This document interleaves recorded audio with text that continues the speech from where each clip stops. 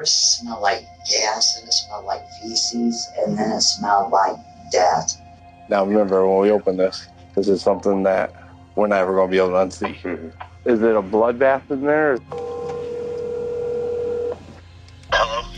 On May 22, 2019, police in Sturgis, Michigan listened to an anonymous 911 caller read them an address. Inside this home, the caller explained, they would find the missing 42-year-old Kelly Jean Warner Miller.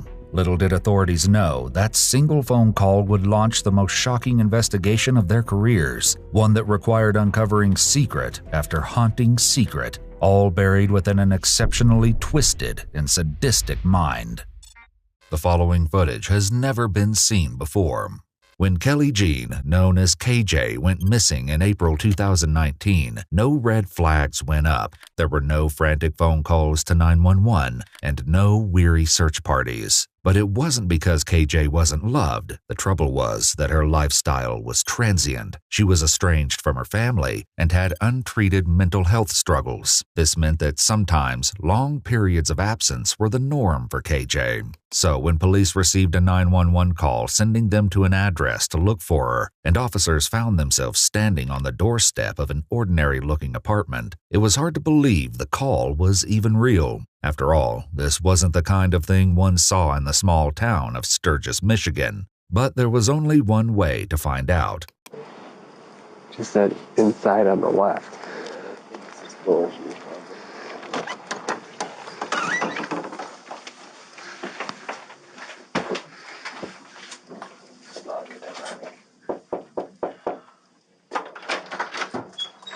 Hi, Wade. Hey, Wade. How you doing, man? Hey, how you doing? Doing good. I remember you from the Speedway. Yeah. What are you up to now? Not much. Answering the door is 35-year-old Wade Allen. We're looking for Kimberly. Kelly? Or Kelly.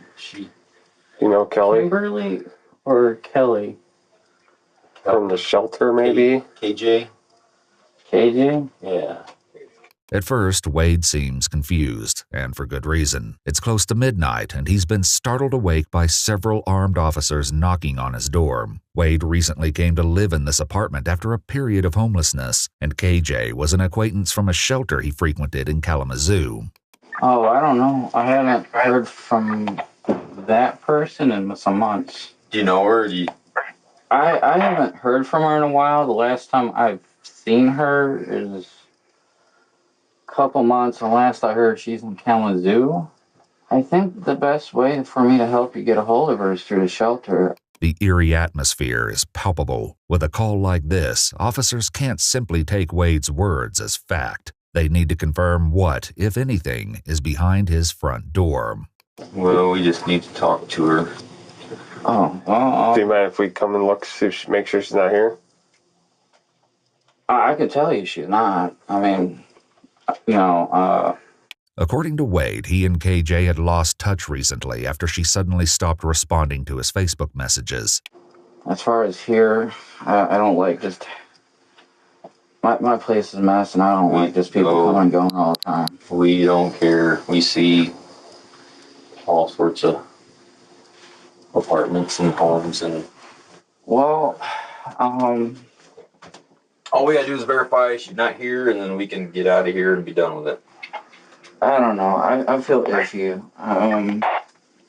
If you guys want to come by another time, just not right now. Let me at least have a day where I can clean up and do things. Okay. Well, here's the deal, Wade. If we gotta get a search warrant, we will. All right. Okay. We don't want to go that route. I know. That's a lot of work for all of us, including you. So, if we gotta do that, we're gonna have to detain you and put you in the car for a little while. All right, until we get that search warrant. It'll take a couple hours. If she's in there, can you just have her come out and say I'm fine? Well, she's not though. That's the thing. Like, I mean, I can open up and I'll say, "Hey, KJ, Kelly," and there's no Kelly or KJ. You mind if I just stand here and look in? You can. I mean, I don't have her here. Okay. Eventually, Wade agrees to let one officer, one he's met in the past, search his apartment. Do you want if it's just one of you then?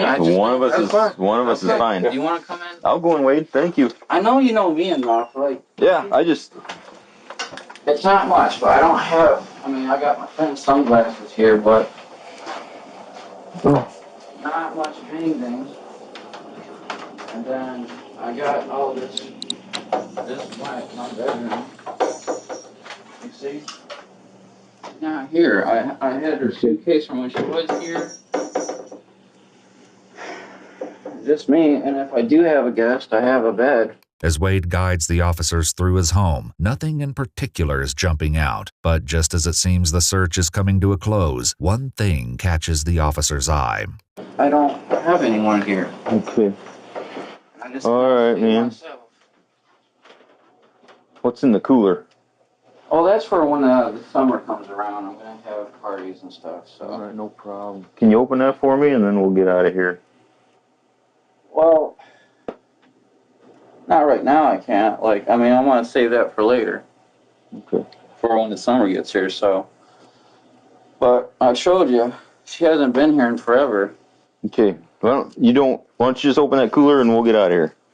I just want to make sure anywhere that she could be hiding. She's not gonna be hiding. Well, okay. I just need to know that. Okay.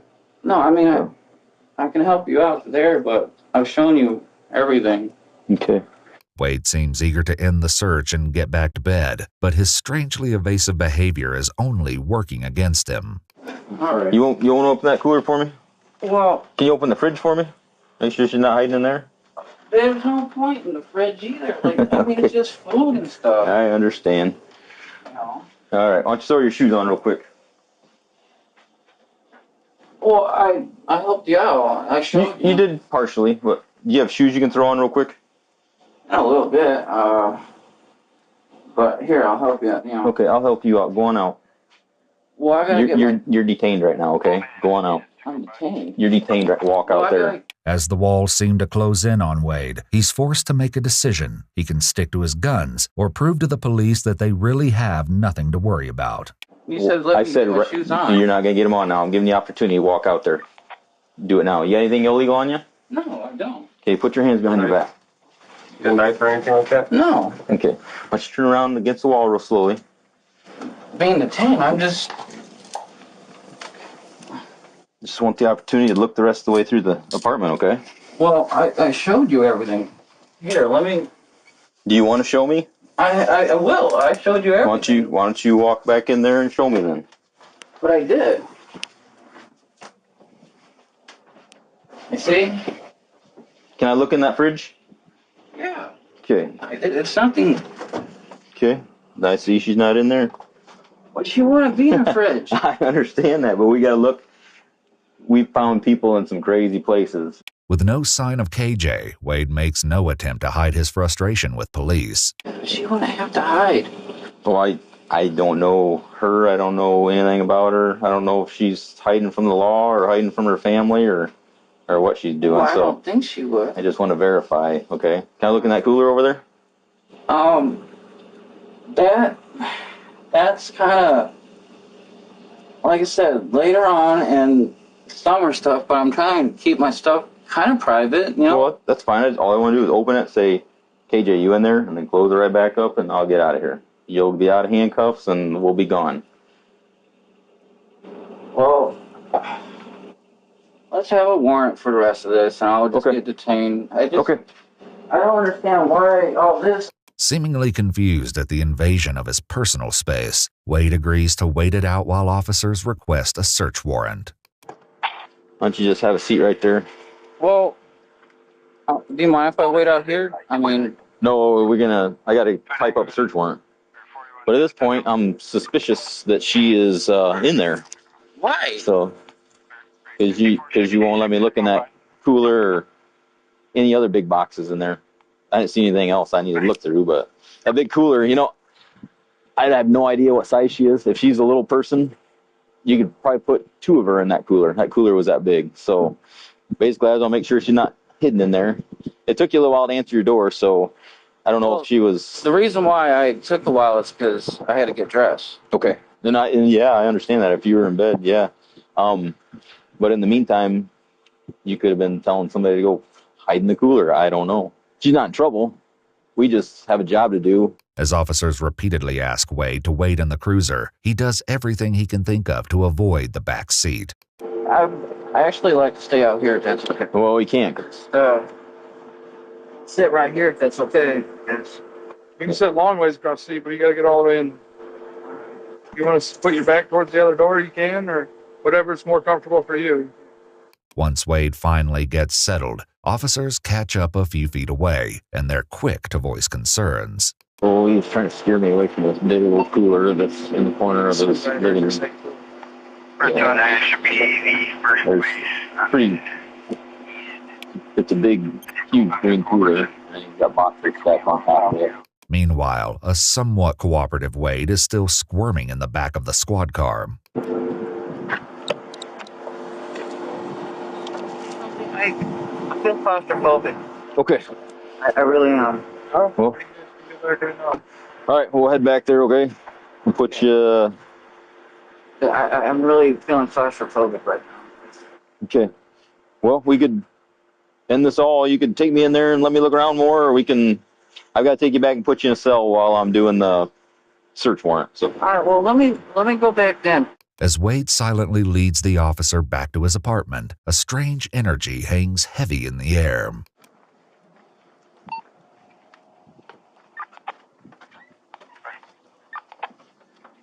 All I'm concerned about is any closets or any coolers. Like I said, just in here, not much.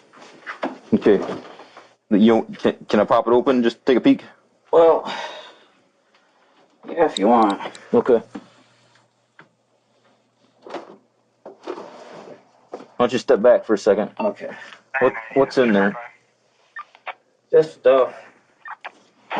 Okay. All right. Let's head out here. Head out here. Everything's good now. Yep. Everything's good. I showed you everything. Yep. You're under arrest, okay? Under arrest? Yes, you are. All right. Gotta get the crime task force out here. Can I have a soda, please? Just keep walking. Once outside and back in the patrol car, Wade seems eager to fill the silence. This situation happened, and Yeah. Yep. that's probably the best way for me to put it right now. The officers already seem to have an idea that something horrible happened in that apartment, but they couldn't yet know just how twisted things will get by the end of this disturbing case. I am currently sitting on a car with a guy in the back seat who has done something bad. As some of the officers begin searching the apartment, others transport Wade to the station and settle in for a long night, doing their best to put him at ease. Whatever happened, they need to know the full story. When he does start to talk, the story he has to tell is only a small piece of the truth, and what really happened to KJ is far more disturbing than anyone could have ever imagined. We got some homemade cookies in there that are really good. You want a couple cookies? I'd better pass on that. You want a couple of them, or? Yeah, I'm a greedy guy. Okay. All right. We will get you hooked up. All right, man. Here's some cookies. I can get started on those. Soon the detective arrives. While Wade insinuated earlier that KJ was merely a distant friend, it's not long before that story changes. And I think it goes back to like 2013 with her. Okay.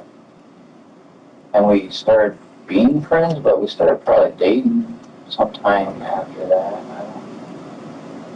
So would it be fair to say that you've known Kelly Jean since 2013 and recently? Oh, I've known her before that, Okay. but that was just when she added me on Facebook. Recently, according to Wade, he even lived with KJ in his current apartment. All right, Wade. So what I would like to know from you is, in your own words, what happened to Kelly Jean? I know she's been through a lot. And really a lot. Might take a little bit to describe, because there's a lot. Please take your time. I have nowhere else to be. So I will bear with you. Officer Wire will bear with you. Absolutely. If you need a tissue, there's plenty of tissues there. Earlier, the search of Wade's apartment revealed some chilling discoveries. So there's a rope, there's a bungee cords. We got the trash bag. Some type of ribbon. Looks like a female belt. Girl shoes, those green ones. That's what it looks like. I'll start with saying that she's hyperglycemic. Okay. Alright, so her eating levels are important. She has to have a certain amount of sugars or whatever. Mhm. I only bring that to attention because I know at one point while she was making cereal, she fainted and really hurt her head, and it really concerned me. Because a little after that, I started seeing impairment issues, whether speech, memory, things like that. I was concerned. How long ago would you say that was?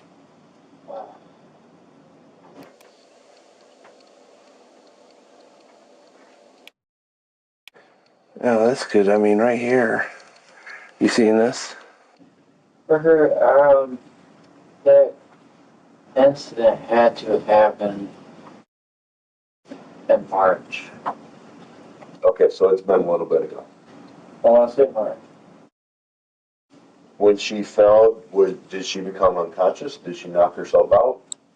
Did she just kind of stun herself? Did she? She was unconscious for a little bit. Okay, about how long would you say a little bit would be? Well,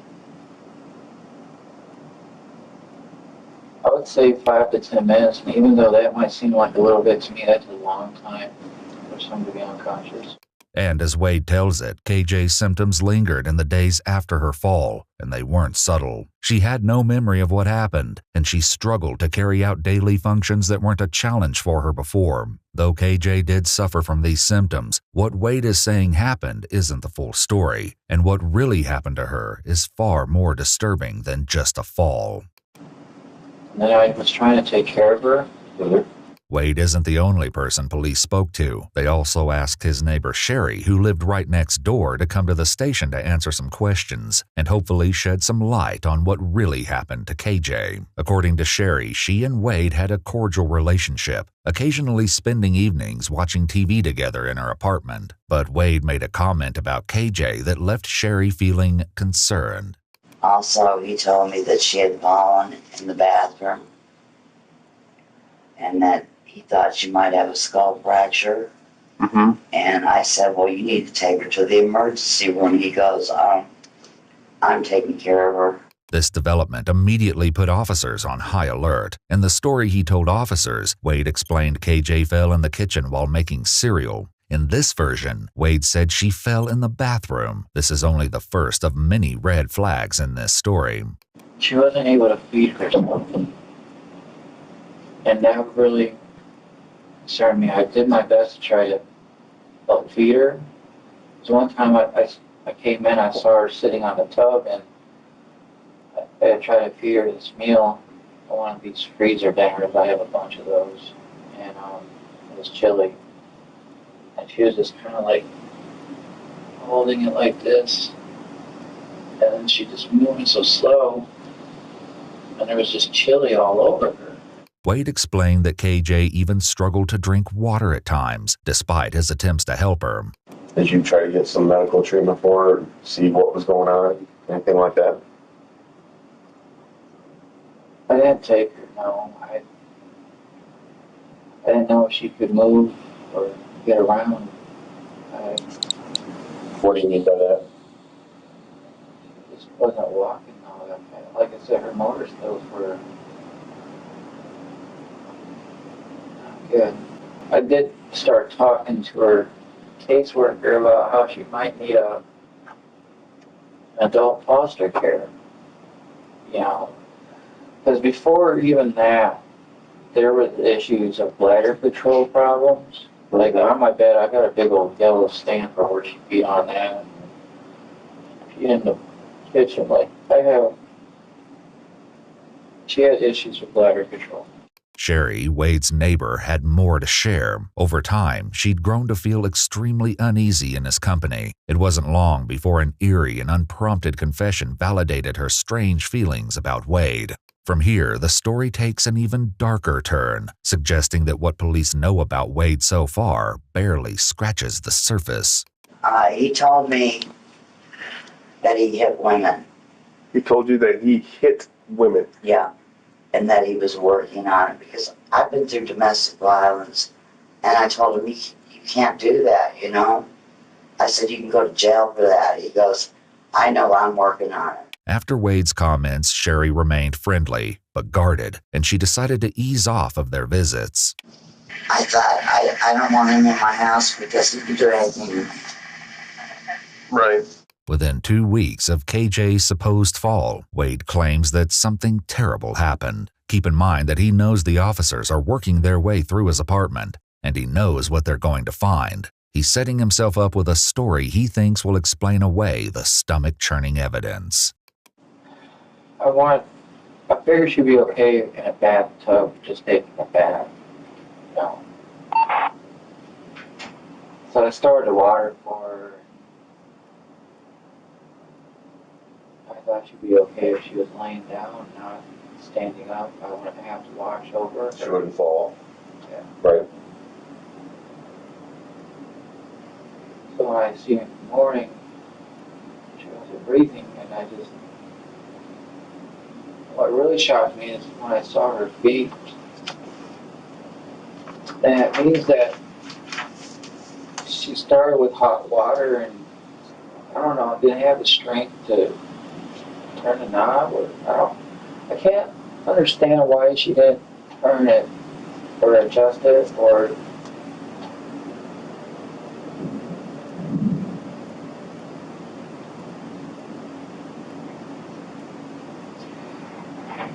and I don't know if that would cause death is hot water, or maybe she tried to get up and fell or something. I don't know. I seriously do want to know what the cause of death was, because I really don't know.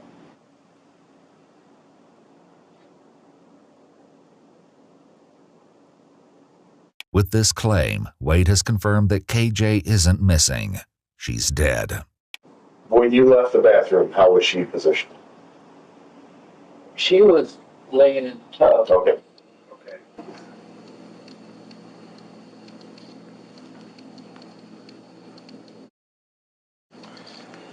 So this is where I don't see anything on the outside of the fridge. The naked eye. See anything underneath? No, either. Oh my gosh. And did you go back in there? I went to sleep. You went to sleep. I thought she would be okay. Authorities struggle to understand Wade's logic. In what world would someone leave a person who was incapable of eating, drinking, or moving around without help alone in a tub full of water? There's one very good reason for this. Wade isn't telling them the truth. While on a break in the back room, officers wrestle with ideas about what's really going on. This guy, like, not all there. He's not all there. We thought I figured that you could choke him up pretty easy, but he's either really good or he's just, I don't think he's all there. As the police will soon learn, it isn't that Wade is out of his mind. Rather, he's attempting to manipulate them in order to hide the truth of what really happened to KJ. But the horrors uncovered back at his apartment will reveal an entirely different version of events. So your cast's off. Something's right there, because that's CS. Starts over here. Works its way down. See it on a... Yeah. It looks like it hit pretty level. It's almost like it's all the way across. When the officers interviewing Wade return to speak with him, they press him further, hoping to get a story that makes sense. What Wade soon tells them is chilling. And then when did you go back into the bathtub? Or the bathroom, I'm sorry. Not till morning when I woke up and realized she wasn't in bed with me. Was the water still running, or was the water off? Water was off, so she had to have turned it at some point. Had to have. Was her head above water or below the water? Water. Below water. Okay. What happened at that point? Did you call 911? Did you call anybody at all? My parents. If KJ's death was truly an accident, it's hard to fathom why Wade wouldn't immediately call for help. Wade has also just lied to police, or at the very least, he's leaving something integral out of this story. Given the 911 call reporting KJ's death, Wade had to have told someone about KJ's death. He had her in the bathtub for a little while, and I don't think he's going to be very cooperative with you. Okay. Well, So, most people aren't. It turns out that Wade had no question in his mind about the identity of the mysterious caller who reported him to the authorities. I only have one friend which probably made the call, and I'm not going to be upset with him. He probably got to a point where his conscience got to him too. And Wade was right. The caller was his own best friend, Stephen Ryan Russ. Wade explained that after everything had happened, his only way to cope with KJ's death was to tell someone. So he confided in Stephen. But what he told him was so disturbing that Stephen couldn't keep it to himself. When police bring Stephen in for questioning, it's clear from the start he has reservations about speaking up. Is this going to be in court? This could possibly be used in court, yeah. So Wade's going to know about this? He already knows. All right. So the whole case came to light when Central Dispatch got a call regarding Wade and KJ. Do you know about that call? Yes, I do. Did you place that call to Central Dispatch? Yes, I did. And what was that call in reference to? My family was getting very scared of him, and it was to the point that they couldn't even sleep, so I had to do something.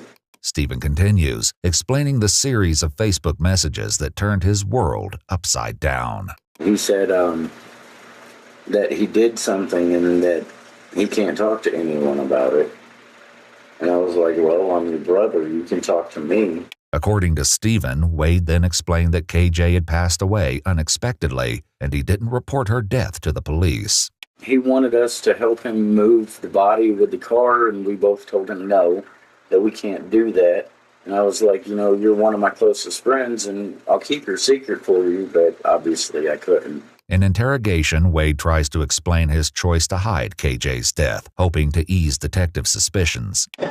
It's hard to feel like I can be honest if I feel like I go through scenarios all the time where I'm accused, and Well, I can tell you, we're not here making any accusation. We're just here to it's hard to figure try. out what happened. I didn't do the right action. I probably should have reported. I should have done something's right, and I just felt like whatever I would have said would have just been taken the wrong way or said the wrong way. And by now, Wade knew he was in trouble. KJ's body was still in his apartment, and he needed it gone. Stephen eventually paid him a visit, and things only got worse.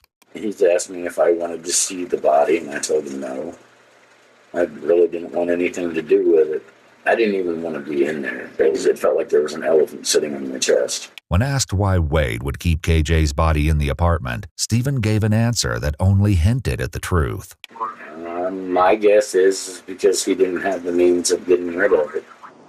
I treated it like I was guilty of the situation. I felt like no matter what I say or do, I was just going to be guilty. But I figured no matter what, best I'll do is I want to give her a proper burial somewhere. Wade's desire to give KJ a proper burial is chilling, and his next comments stir up the eerie feeling that Wade desires some sort of control, a theme that will surface again soon. As disturbing as this story is, it's only the beginning of the sickening revelations because Wade still isn't telling the full story. At least wherever I'll put her, I would visit her.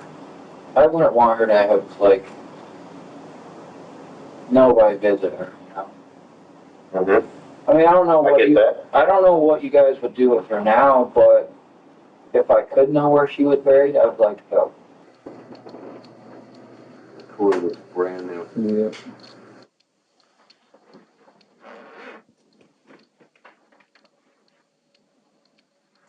Got some paper stuff. I want to look. So The police then question Wade about what happened after he claims he found KJ dead, and he launches into a truly sickening timeline. But no matter how shocking his revelations seem, they pale in comparison to what's to come when the truth is revealed. So let's get back to our sequence of how things kind of played out and what happened. So wake up in the morning, she's in the bathtub, she's not breathing. What transpired from there? Well, it's not pretty, I'll tell you that. Seeing things that I can't unsee, but. Okay, so it took me a while to get some coolers. In the process of that, I would run cold water on her until I got some coolers, because I was like, I mean, you have a lot of detective shows, right? Sure. So They're they good. tell you if you keep the body cold or something, maybe it'll preserve it. I don't know. Maybe I'm ignorant in what I'm thinking, but that's TV, right? Mm-hmm. I've seen the whole decomposition process. And because I would come in and check on her, and I know she's passed, so I still talk to her. Okay. Which probably makes you crazy. I definitely don't think that it's something that makes you crazy. I mean, it's no different than someone who goes to a gravesite and talks to one of their loved ones who's passed. First couple days, she's movable, right? Right. Then after that, you see like the blood kind of settle where she was laying at. Mm-hmm. And a little after that, that's when I start seeing like black around her fingertips and her groin and waistline. And by then she was pretty stiff for a good while. Because when she was laying in the tub, she kind of laid like against the wall, I think, or something. But even after a while, the stiffness faded away, and she just kind of, laid on her shoulder. Now, Wade was in a pickle. With a decomposing body in his bathtub and with Stephen's refusal to help him move it, it was only a matter of time until someone caught on. So he hatched a plan. On April 12th, around 6 days after KJ's death, Wade saved up the money to buy a large cooler, air freshener, and 30-gallon trash bags. So what happened at that point? You said that you bought one and then realized you needed a second. What do you mean by that? Well, I wanted to put her all in one so she could be whole. Mm-hmm. But I couldn't really move her in any kind of way to keep her whole. Nothing I could do to keep her remain whole. That's where I really got gross. So is it a bloodbath in there?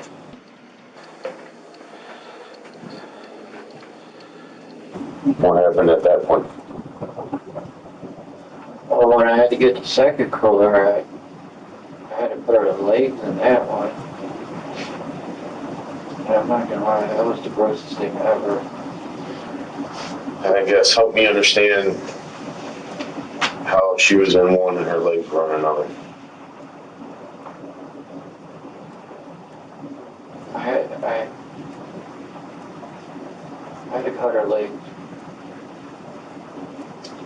so I could fit, Okay, when you say that, you mean that her body was too big for the first cooler? So you couldn't fit her in the first cooler? And was she too stiff to be able to move her around to put her in the cooler? If I could move her, I would have had her like knees up to her chest or something. what he said. When Wade couldn't fit KJ's body into one large cooler, he decided dismemberment was his only option. But he didn't exactly keep a low profile. Instead, he asked to borrow a saw from his neighbor Sherry, not an unusual request if it weren't for his bizarre explanation. According to Sherry, Wade claimed he needed the tool to cut his mattress in half. When he wasn't able to use someone else's saw, he purchased his own from a local supermarket and then got to work. Where did you cut her legs at?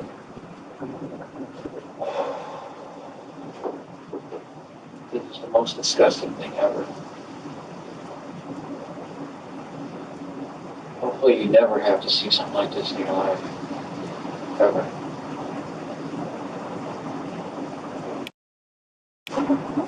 Alright, so here and then here. I started here, but then I realized her knees were still over to the edge. Mm-hmm. So I had to go here too. What I would have wanted to do, except she was too heavy for me, is take her under the shower, get her, wash her off, because after she passed on, she crapped herself. I was like, man, I didn't even know that until I got her into the cooler. The police working their way through Wade's apartment eventually confronted the sickening discovery hidden in his cooler. Now remember, when we open this, this is something that we're never going to be able to unsee. Mm-hmm.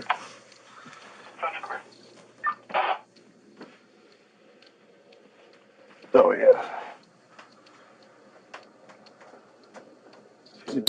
Her head, her arms, her breasts. She's been gone for a while. Yep.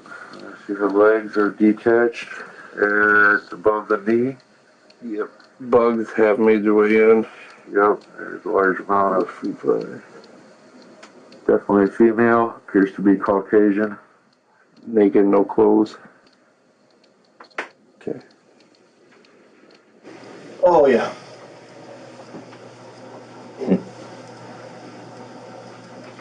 And cut up. Nice. Okay, now it stinks.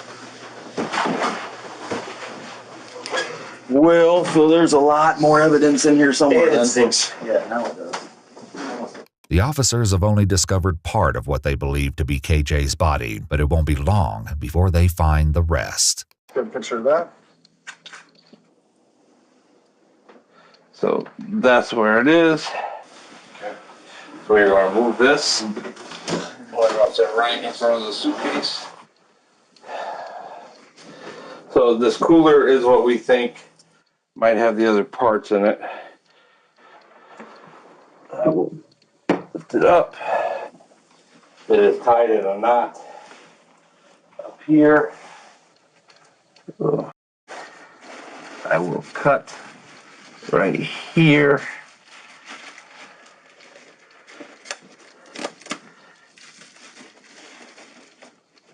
Yep, those are her legs.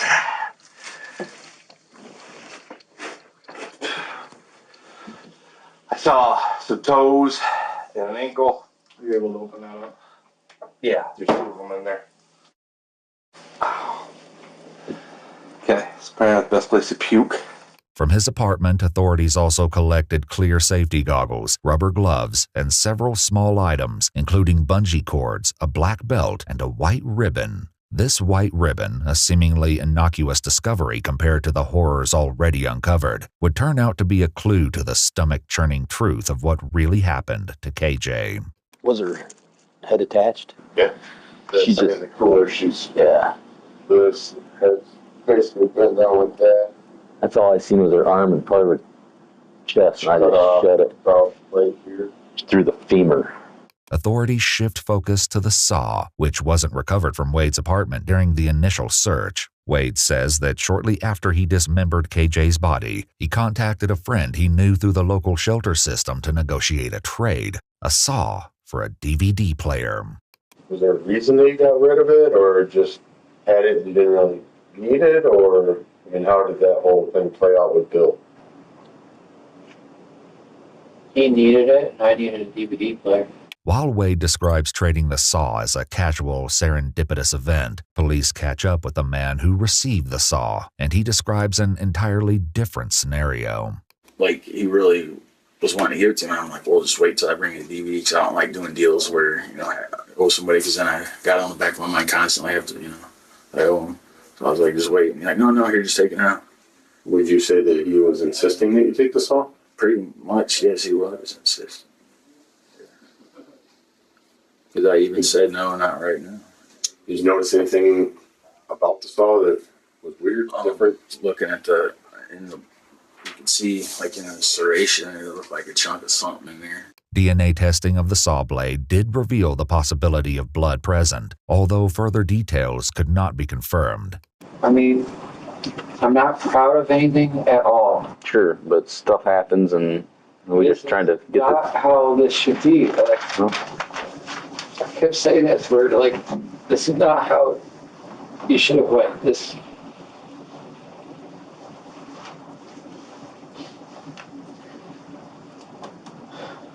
Upon reflection, Bill explained this wasn't the only thing that seemed off when he was around Wade. And then when you heard about Wade getting arrested, what was the first thought in your mind? I didn't believe it. I'm like, because I've been hanging out with him. I freaked out because I was sitting on the cooler and I didn't know. I smelled like, you know, now I know what a dead body smells like, but that smell was there. As soon as I walked in, it was bad. You know, I was just thinking, man, this guy got some nasty bowels or something. Right. That's what I honestly thought that was, but now I know that was a body.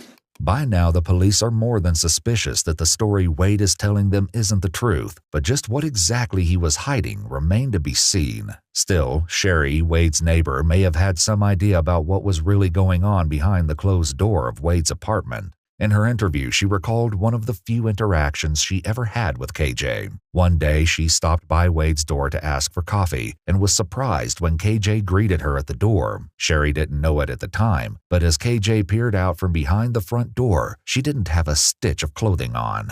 KJ agreed to send Wade over shortly. When he showed up on Sherry's doorstep, coffee in hand, he wasn't happy. According to Sherry, Wade admitted to forcing KJ to walk around their home naked, and by answering the door that day, she'd apparently crossed the line. He said, she shouldn't have opened the door like that. I said, well, I didn't see anything. And he goes, I'm going to have to get the belt out. But back in the interrogation room, Wade doesn't do much to refute his neighbor's accusations. In fact, he expands on them. You've never gone to jail for fighting somebody or pushing somebody or any kind of domestic violence or anything crazy like that? The domestic things in the past have been dismissed in court. A pattern is beginning to emerge. While Wade admits fault in some instances, the admissions almost seem calculated, as if they're designed to distract from the larger questions at hand. I said, if I hear any domestic violence, I'm going to call the police. Sherry never called the police, but Wade eventually admits to the officers that he did hurt KJ. All right, I kicked her in the butt because I was ashamed of her cheating on me and such. You know, I shouldn't have, but I did. And then, come to find out in court, she tried to blame these bruises of her ankles on me. I said I had nothing to do with her ankles. That's false evidence.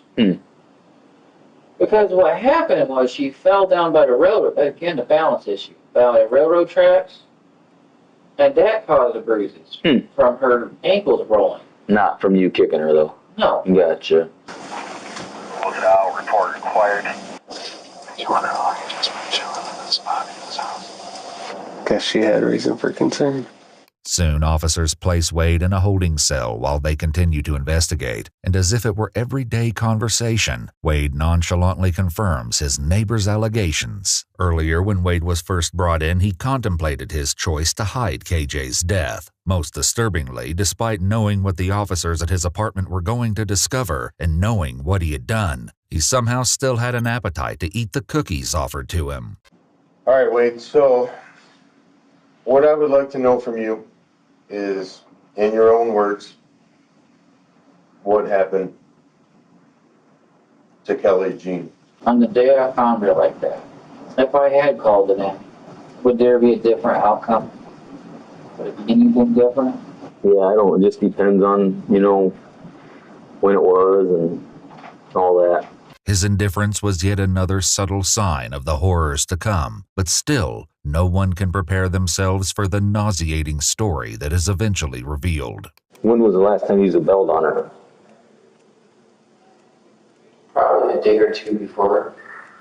But Before she died? yeah, but that couldn't cause death. I wouldn't think it would. So yeah.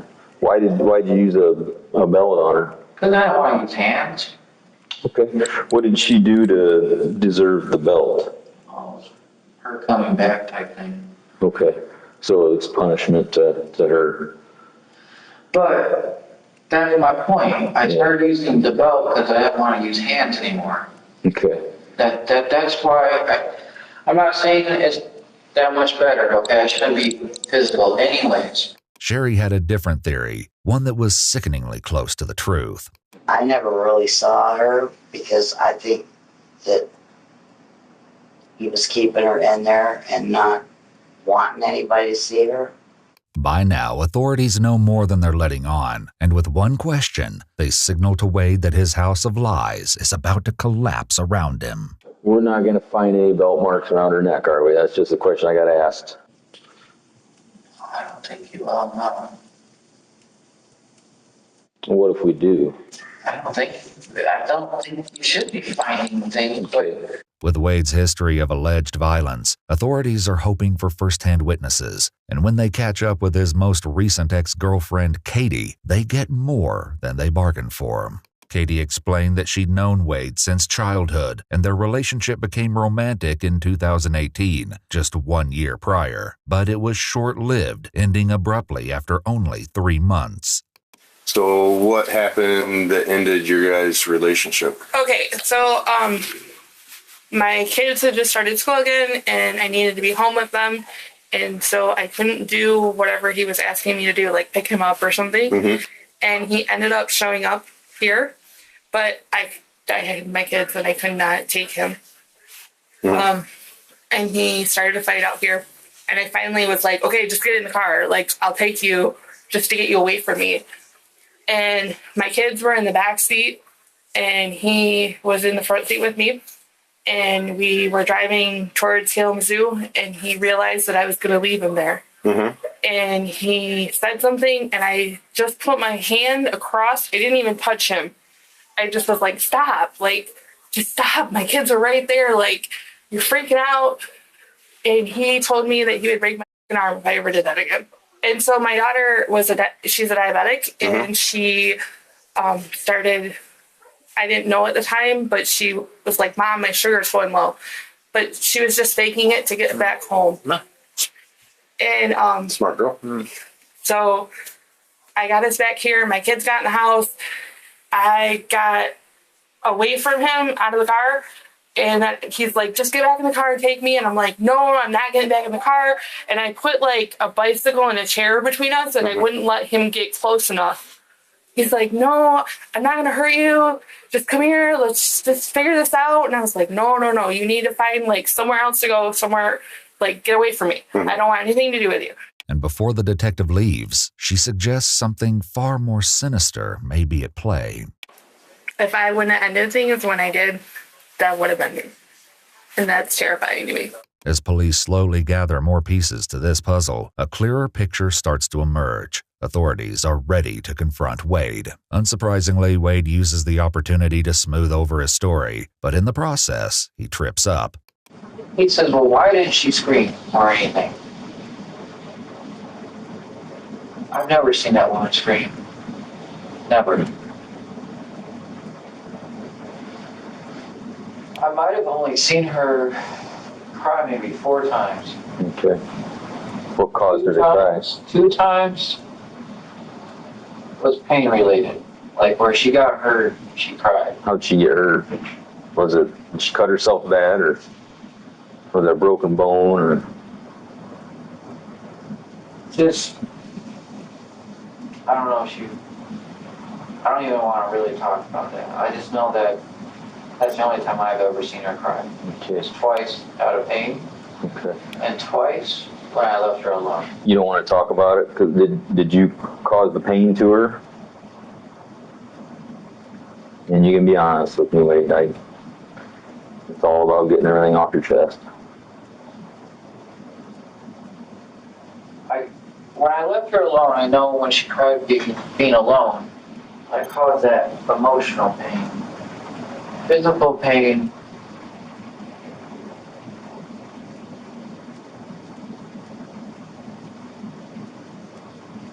I don't think me causing her physical pain caused her to cry. I think, well, maybe. Maybe it was a little physical pain from you. Talking about causing pain to people is just not something I get a thrill out of. It's not. Yeah, I understand that. And I just don't want to talk about that. That's not appropriate. It's not. No. Ironically, despite Wade's claims here, he would eventually talk about this very subject, and it would be what law enforcement needed to break his case wide open. Soon the officer stands to leave the room. Sensing Wade's desperation, he presses a little more. When we do the autopsy, what marks are we going to find that was from scuffles between the two of you? Like her lips might be messed up, or... Why would her lips be messed up? From... Well, and you can speak to me, man. It's just between me and you. physical stuff, but it was not something that would cause her to go through it. Like, that night was a peaceful night, okay? I want that very clear. Well, we're getting somewhere now. Now I'm starting to see a little bit. Before wrapping up, the officer gives Wade one last chance to come clean. I got 30 seconds before I got to walk out of here, okay? Okay. So you look me straight in the eye and tell me that you're not the cause of her death. No, I'm not. While police know Wade isn't telling them everything, they never could have imagined the stories of depravity that would follow this interrogation, and eventually KJ's autopsy would reveal a sickening story.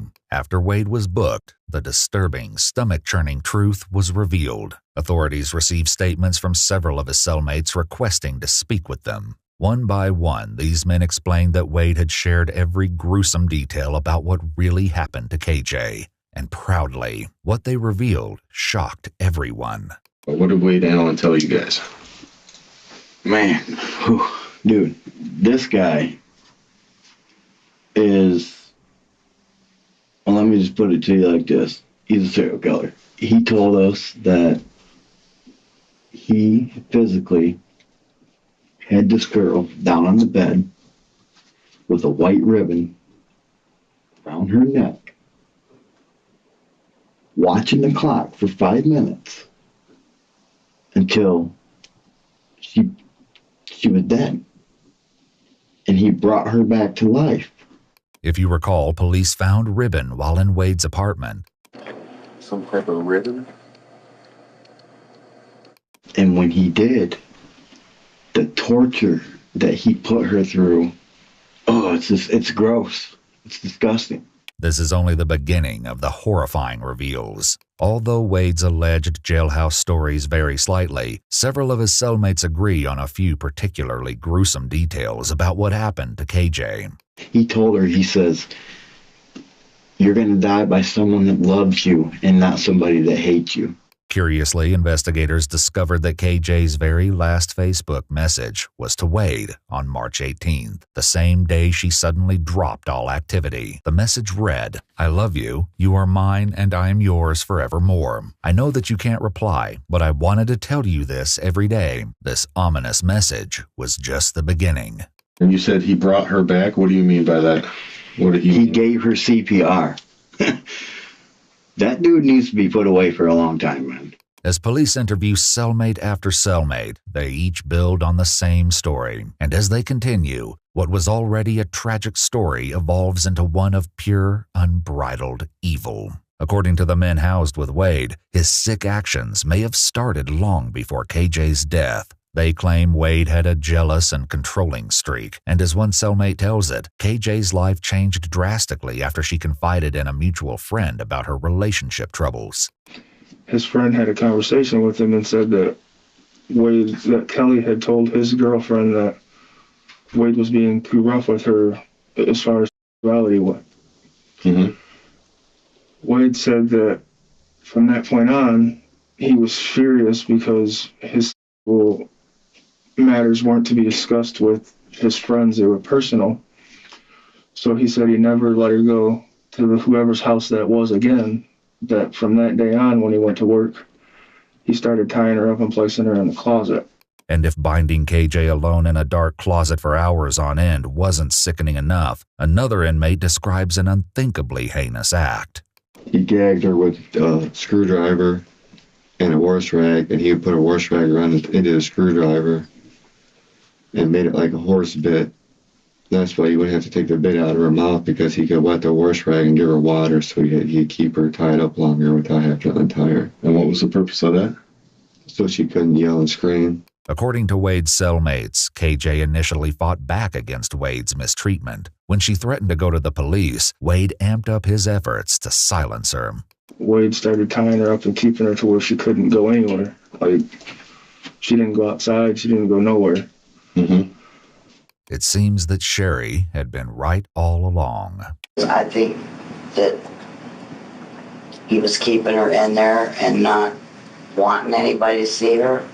According to his cellmates, the truth behind KJ's death was so twisted, so unimaginably brutal, that it kept them up at night. In fact, after they heard Wade's latest retelling of events, the men took shifts sleeping, making sure there was always someone keeping an eye on him. His cellmates said that after Wade choked KJ to the brink of death, she lost her motor function, the ability to speak, and the ability to control her bowels and bladder. Then, she remained alive in this helpless state for around 2 weeks before her death. He said he didn't know if it killed her, but he had to smack her to get her to come back, and I guess she never actually came back. She came back, but she wasn't there. So, and that's, you know. What do you mean by that? She wasn't coherent. You know, she never talked again to him, but she, you know, he got her to breathe again. And in the meantime, according to another cellmate, she suffered unspeakably. He said a couple times he went in there and just put his hand over her face and nose to see if he could. He said, but she wouldn't die, like she didn't want to die. According to another man housed with Wade, he even seemed to regard her suffering as an inconvenience for him. And he said that she wouldn't eat, is why he was hitting her with the belt stuff, trying to wake her up, but she wouldn't wake up. Bit by bit, police are beginning to piece together the gut-wrenching reality of KJ's last days. While Wade claimed to have been attempting to feed her and care for her in her state of helplessness, this was a complete lie, and in fact, he was torturing her. He got to the point where he was laying in bed one day, and he felt the need to take a torch that he had, and he said he burned her tongue, her clit, and her nipples, so that she would never feel arousal from another male again. He said he even put her in a bathtub and dumped scalding hot water on her feet to see if she had any movement, and she wouldn't move, scream, or nothing. He said it was so hot that he boiled the water and dumped it on her. He said it burnt his skin and everything right off of it. Since she was not bothered by it no more, he had to take it a step further to show her that when she was in the wrong, she was in the wrong. The informants say that this is precisely when Wade injured KJ to the point of her incapacitation and eventual death. Well, he said no matter what he did to her, that she had no movement, and eventually she just passed on her own. Somehow, even after KJ's death, the hellish scene in Wade's apartment wasn't over. In fact, according to his cellmate, he wasn't even close to finished with KJ. It was then that Wade sunk to a low so unbelievable that his cellmate struggled to find the words. He'd warm the body up and have relations with it, or whatever you want to call it. You know, that's just, I was like, geez, you know, I wasn't trying to hear any of that, but just, he's a monster. Can we back up to that part? What do you mean he warmed the body up ahead? In the tub, he would run warm water on it and then cool it down with cold water after he did whatever he did with it. And according to another informant, Wade shared sick details about his horrific actions openly. He was like, it was kind of rough at first. He was like, But her jaw just eventually opened up, and I just took advantage of it before I had to chop her up. I was like, whoa. Meanwhile, as this nightmarish scenario took place, Wade's next-door neighbor Sherry started to notice a foul odor drifting into her own apartment. But then, like, over the last 2 weeks, he was even standing there. I said, what is that smell? It smells like something died. Like something's dead. I thought maybe an animal or something. And he goes, well, there's a mouse in my wall. Maybe it died. First it smelled like gas, and it smelled like feces, and then it smelled like death. It also seemed that the 5 or so weeks KJ's body was hidden in the coolers was no accident. He was hoping that sitting in the totes for however long he kept her in there, that she would decompose enough that it wouldn't show the signs of the welts on her back and the bruising from him hitting her. Wade told you that? Yeah. KJ's autopsy revealed multiple areas of bruising, including her chin, neck, and right ear. Her hyoid bone, situated at the top of the neck underneath the chin area, was fractured. This is considered a strong indicator of strangulation due to the rarity of fractures from other types of trauma. Ultimately, her death was ruled as a homicide by unspecified means. He would sit and watch Criminal Minds and talk about, if I had it all, I wish I'd have watched this and I could have done it differently. The way he talked, it seemed like he has done it before. According to his cellmates, it was Wade's total lack of remorse, even bragging, that set them off the most. It's out there, man. He's just laughing about it, and he can talk about it like it's nothing to it. I mean, he jokes about it. He breaks out a police report and lets people, if you're interested in reading something that way, he'll let you read it. And it's beyond me. I mean, and he said he loves the girl. I mean, you don't love somebody and do this kind of stuff to him, man. Right. One cellmate explained that in addition to Wade's sick, unmerciful behavior, he was so proud of his actions that he felt he deserved notoriety. He nicknamed himself Chops, and he even hoped to write a book. I know he said, what would it really matter? Her parents and nobody wanted her. Despite Wade's claims, KJ did have a family, one that was concerned about her well-being and wanted to see her be happy in life. Somebody needs to stand up for that lady, right? You know, she has family, and that's good to know. You know, but I don't know. I got to get the emotional part of it. You know, I feel for that. I feel for her family. Yep, I completely agree. So do I. And yeah, I'm just happy that I got to talk to you. Sherry expressed her horror that she didn't see this coming. I didn't think he could do something like that. Mm-hmm. But you don't know people. I mean, Ted Bundy, everybody liked him too. When Wade's case went to trial, the first 2 searches of Wade's apartment were deemed unconstitutional on the grounds that Wade may have felt threatened during his detainment. It was also discovered that police officers falsely claimed to notice an odor coming from Wade's apartment in their reports. These claims were later recanted. Although Wade's defense aimed to suppress evidence obtained as a result of these initial searches, the appellate court ultimately ruled against them, stating that the discovery of the coolers was inevitable with a warrant, which at that point was already justified. In 2023, Wade was convicted of murder in the 2nd degree, as well as mutilation of a dead body. He pled no contest and was sentenced to 39 to 60 years in prison. But Wade's brutality didn't stop with KJ. He was also convicted of 3rd-degree criminal conduct after assaulting a fellow inmate in 2020. Once he discovered that his cellmates had spoken to police, he attacked one of the men.